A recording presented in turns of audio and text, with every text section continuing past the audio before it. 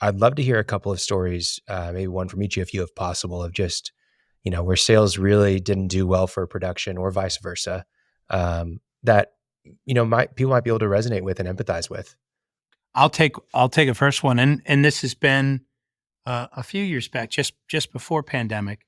We have one senior PM.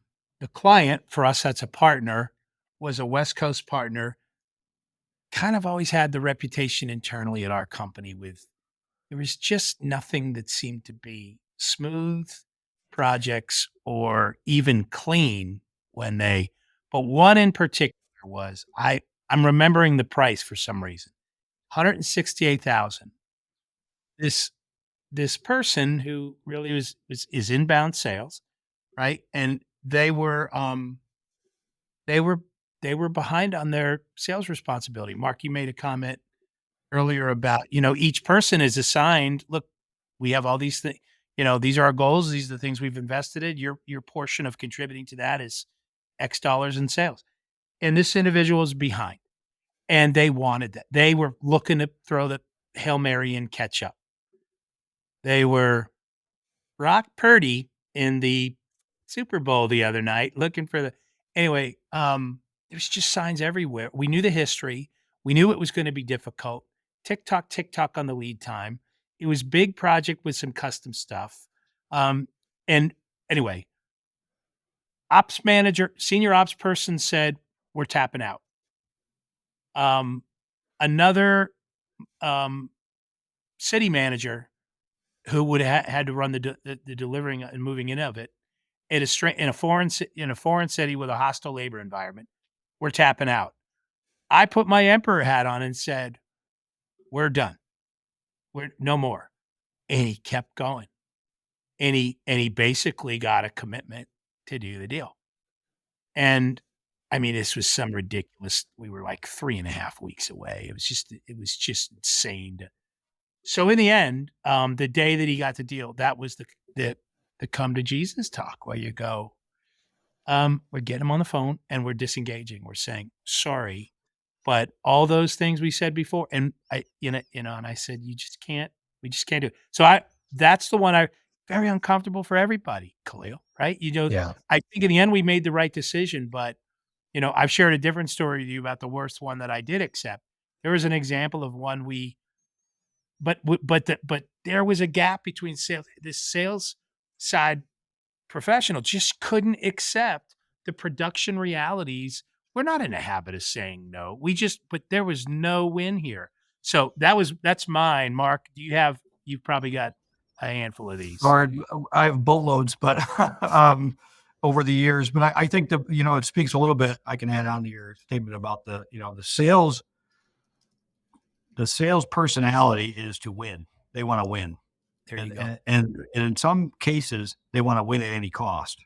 So they adopt a mindset where every opportunity is a shiny little diamond that I can bring in, and we can win this thing. Well, some of them are qualified. They're not qualified either by budget, by timeline, by our ability to produce a Capacity, product, right. Yeah. being able to deliver and deliver successfully.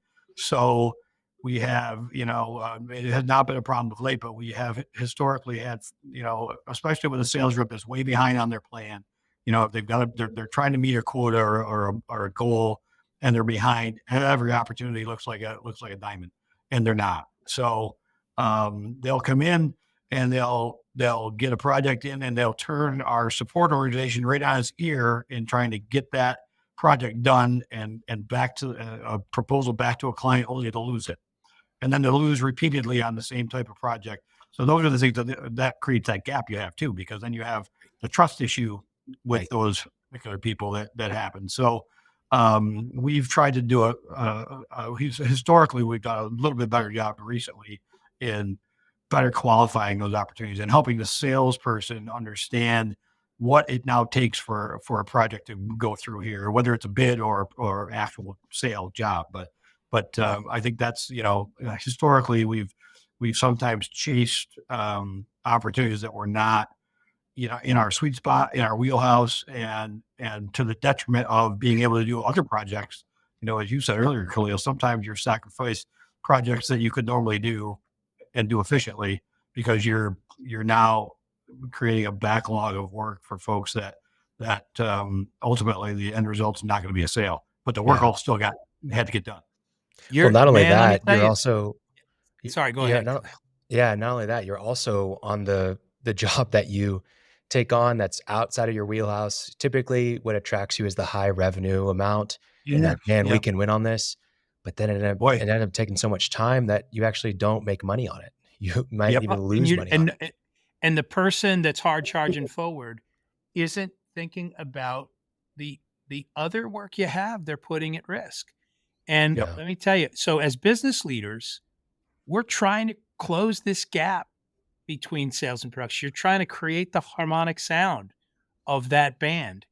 And let me tell you, you get a repeat offender on the sales side of the column. It only Yep. takes 2 or 3 before they get that reputation, and all of a sudden, everybody on the production side, that person is now labeled, "You're the black sheep," Yep. and any project that even if it's clean, that comes through is getting extra scrutiny. yeah, You're not necessarily getting the support you deserve or that the project and the client deserves, and that is a problem. Yep. yeah, And absolutely. that's where the gap comes from. Yeah. Yeah. Well, San this Andreas is fault level gap, right? That's what we're talking about. That's So, right. yes.